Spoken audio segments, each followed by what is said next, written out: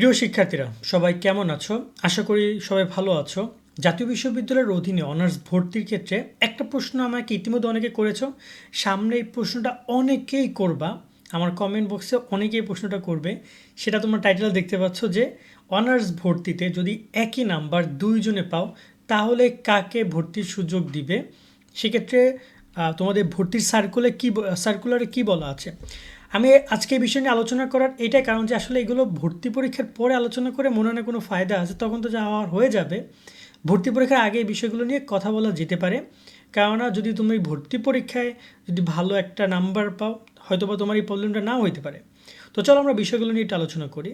জাতীয় বিশ্ববিদ্যালয়ে ভর্তি পরীক্ষা নেবে টোটাল 100 মার্কে, কিন্তু তোমার রেজাল্ট পাবলিশড হবে 200 মার্কে। এখন 200 মার্ক কই, 100 মার্ক তোমার এইচএসসি থেকে আর 100 মার্ক পরীক্ষার মাধ্যমে। যখন শিক্ষক রেজাল্ট দেখবে, যখন তোমাকে যে শিক্ষক নিবে আর কি নির্বাচন করবে, অর্থাৎ একটা কলেজে তুমি অ্যাপ্লাই করেছো, সেই কলেজের সব সাবজেক্টগুলো অ্যাপ্লাই করেছো, ডিপার্টমেন্ট হেডরা বসবে তোমাকে নেওয়ার জন্য, তারা তালিকা করবে।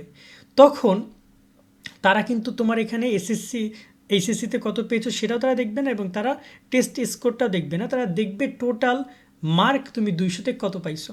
তুমি 200তে যদি 160-70 পাও, খুব ভালো মার্ক, খুব ভালো মার্ক।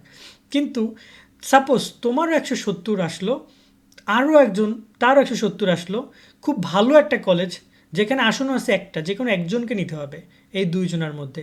তখন কাকে নিবে? এ ব্যাপারে যখন আমরা ভর্তির বিজ্ঞপ্তি ঘাটাঘাটি করছিলাম, তখন আমরা দেখলাম যে কলেজগুলো কিভাবে মেধাক্রম নির্ধারণ করবে সে বিষয়টা। এখন অনেকেই বলতে পারো এটা আবার কী ভাইয়া? মেধাক্রমের ব্যাপারটা এই যে তুমি, তারা তো একটা তালিকা প্রণয়ন না করার সাথে তো হুটহাট করে নিতে পারবে না, কারণ তারা যদি এটা হুটহাট করে না, এটা তো জাতীয় বিশ্ববিদ্যালয় লজিক্যালি দেখতে পাচ্ছে তাদের সফটওয়্যারে, তাদের ডিভাইসে। সো এই জায়গায় তারা কী বলছে দেখো, বিজ্ঞান মানবিক ব্যবসা শাখার জন্য 100 নম্বরের পাস পদ্ধতি এমসিকিউ পদ্ধতি পরীক্ষায় 5 নম্বর 35। ভর্তি পরীক্ষায় শিক্ষার্থীদের সর্বমোট 200 নম্বরের ভিত্তিতে প্রতিটি কলেজের জন্য আলাদা আলাদা বিষয় পছন্দক্রম অনুসারে বিষয়ভিত্তিক মেধা তালিকা প্রণয়ন করা হবে। একই প্রতিষ্ঠানে একই কলেজে একই বিষয়ে 2 বা ততোধিক আবেদনকারী স্কোর একই হলে সেক্ষেত্রে এই নিচে কার্যক্রমটা সম্পাদন করতে হবে, সেটা তারা বলছে। যদি একই কলেজে একই সাবজেক্টে একজন অথবা দুইজন অথবা তিনজন যদি হয়, ধরুন 3-4 জন 170 পাইছে, তাহলে কাকে নেবে? এখানে প্রথম লাইনটা তারা বলেছে যে ভর্তি পরীক্ষার প্রাপ্ত নম্বর যার বেশি হবে তাকে নেওয়া হবে। তো 170-এর মধ্যে ধরে নেওয়া যে তোমার ভর্তি পরীক্ষার নম্বর হচ্ছে ধরে নাও যে 100-তে 70, ওকে। আবার আরও একজন আর তারও 100-তে 70, তাহলে দুইজনে 170, 4জন ছিল, তাদের হয়তো বা দেখা গেল যে ভর্তি পরীক্ষায় নাম্বার তাদের 68 ছিল বা 65 ছিল, তারা বাদ পড়ে যাবে যেহেতু তোমাদের 70 আছে। সেক্ষেত্রে তোমাকে 70-এ তারা নিয়ে নিবে। কিন্তু তারপর আবার কথা আছে, কিন্তু তারপর যদি এক হয়ে যায়, তখন তারা এসএসসির যে জিপিএ আছে সেটার উপরেও তারা চলে যাবে। এসএসসির জিপিএ যদি বলা চাই, যদি ওই যে সাবজেক্টে তোমরা অ্যাপ্লাই করেছো, ধরো না তুমি অ্যাপ্লাই করেছো বাংলা ইংরেজিতে, তোমার এসএসসিতে জিপিএ যেমন আছে তার উপরেও তারা নির্ধারণ করবে যদি দুইজন ওই জায়গায় হয়।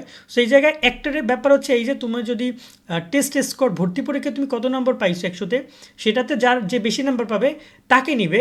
এবং যদি সেখানেও সমান হয়, এমন ক্যান্ডিডেট একসাথে যদি জোরে যায়, তাহলে যে সকল তোমার যে সাবজেক্টে তুমি পরীক্ষা দিচ্ছ সেই সাবজেক্ট ভিত্তিক যদি কোনো নাম্বার থাকে তোমার, তখন তারা সেই সাবজেক্টের নাম্বারটা দেখবে যে সেখানে তুমি কত নম্বর পেয়েছো, সে অনুযায়ী তারা মেধা প্রণয়ন করে তোমাকে নিয়ে নিবে।